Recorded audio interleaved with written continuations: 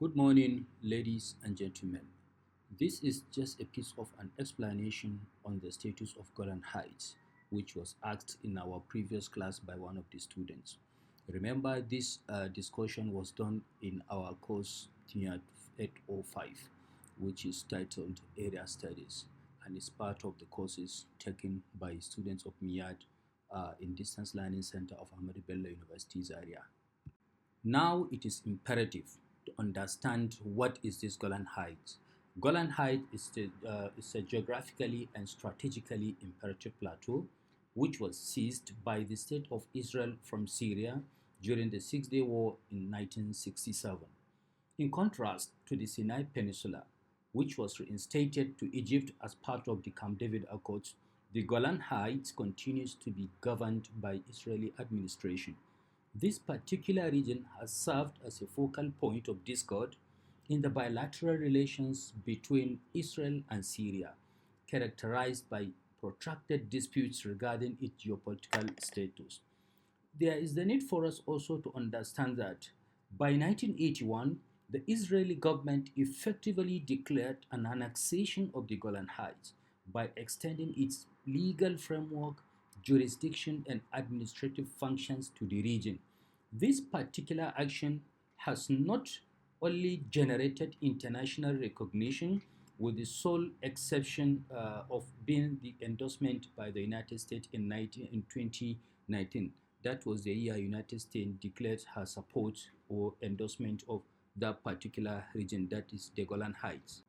Now, we ask ourselves, what are the strategic importance of the Golan Heights to Israel? Because by declaring its annexation of the region, that means Israel has discovered a lot of importance that this region will serve as far as its interest is concerned. So we can say that there are numerous strategic benefits to the state of Israel. For instance, we have the military and strategic importance.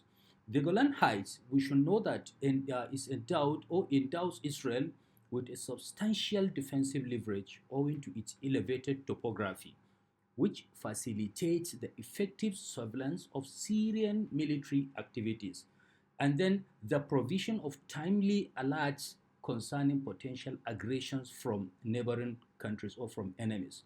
Furthermore, we also need to understand in terms of the military strategic importance that the Golan Heights, the geographical characteristics of the region enhance its defensive capabilities against the military incursion. Secondly, there is importance of water resources.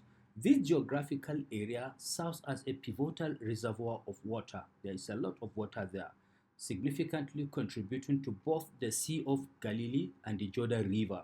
Such resources are indispensable in the sustainability of Israel's water security.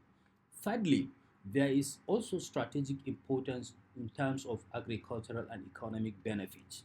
The arable land within the Golan Heights, because it's very vast, containing arable land, is conducive to agricultural activities, encompassing the cultivation of vineyards and orchards.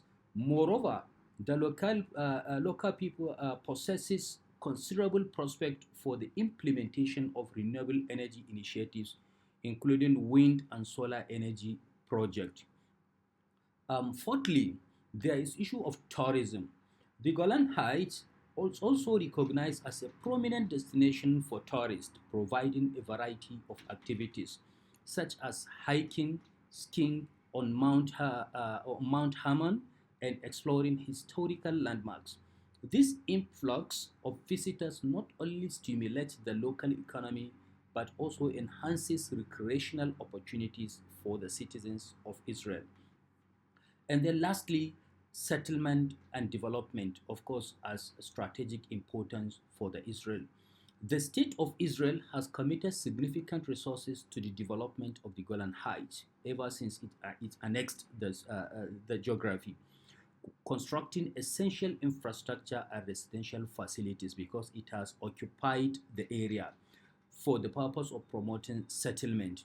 This initiative aims to mitigate the issue of overcrowding in other regions of the country while fostering regional growth within the state of Israel. We also need to understand that ever since the annexation of the region by the state of Israel, the UN, in an attempt to mitigate the conflict, then created a buffer zone between Syria and Israel. So this gave a zone established as a demilitarized zone between Syria and then the state of Israel, subsequent to the 1973 Yom Kippur War. This zone, instituted pursuant to the 1974 Disengagement Agreement, was designed to mitigate tensions and avert the potential for further hostilities between the two sovereign countries, that is, between Syria and the State of Israel. The United Nations Disengagement Observer Force was deployed to oversee the ceasefire and ensure compliance with the stipulation of the agreement by both parties. The demilitarized zone now created by the United Nations between Syria and the State of Israel functions as a buffer to diminish the likelihood of military confrontations, because now there is a near permanently stationed military of the United Nations, and then to uphold stability in the region, particularly during negotiations within the area. Now, what is the present position of Israel, and then what are equally the responses of the international community as far as the Golan Heights are concerned? So we also need to understand, despite all the challenges mentioned or that have happened, the Golan Heights continues to be administered, of course, by Israel, despite the challenges of the United Nations and other countries across the globe. But however, the international community, including the United Nations, continued to insist, you get it, regarding it as a Syrian territory, even today, under Israeli occupation.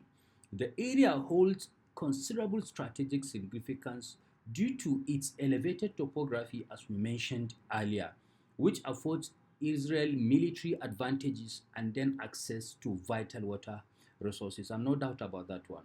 So we need to understand that these developments exemplify the intricate and dynamic character of territorial dispute and peace, not only in the Middle East but across the globe. So the Golan Heights, as we mentioned, continues to be a highly disputed territory within the context of the Israeli-Syrian conflict. Of course, the United Nations and global community have continued to consider the Golan Heights as a region belonging to the Syria, while the Israeli government or Israel continue now to occupy the region. So the Israel, as we mentioned, maintain its control over the region, having formally annexed it or took it now in 1981.